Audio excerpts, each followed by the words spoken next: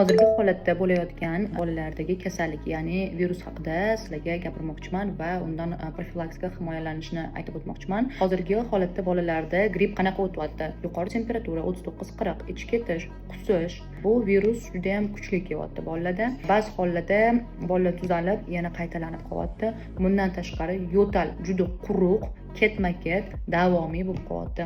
Nima qilishimiz kerak? Temperatura chiqqanda paracetamol, ibuprofenlardan foydalanishimiz mumkin. Kilogramga mos holatda beriladi. Ikkinchidan, yo'tal quruq bo'ladigan bo'lsa, uylarning haroratini namlantirishinglar kerak. Ya'ni namlik 40-60%, temperatura uyda 22-24 gradus bo'lishi kerak. Uyda o'tkir hidlar, allergik aromatizatorlar, dezodorant atirlarning hidi bo'lmasligi kerak. O'zingizdan o'zingizlar ingalyatsiya qilmanglar. Ayniqsa chaqaloqlarga. Nimaga? Chunki o'zingizlar pnevmoniya chaqirib qo'yishingiz mumkin.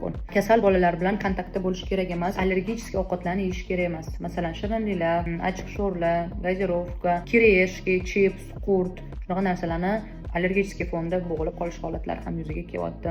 Agar farzandingizda ich ketayotgan bo'lsa, qusayotgan bo'lsa, bitta-ikkita bo'lib, misol uchun o'tib ketgan bo'lsa, bo'ldi, okey. Agar yo'q, o'tib ketmayotgan bo'lsa, nazorat kuchayadigan bo'lsa, doktorga murojaat qilishingiz kerak, уже lecheniani boshlash kerak. Agar quvlab yo'talish holatlari kuchayib ketayotgan bo'lsa, doktorga murojaat qilishingiz kerak. Nimaga? Chunki ko'p yo'talish natijasida ko'p siyib qo'yish holatlari bo'lishi mumkin. Mushsalar ko'p kuchdan urganidan bo'shashib ketishi mumkin.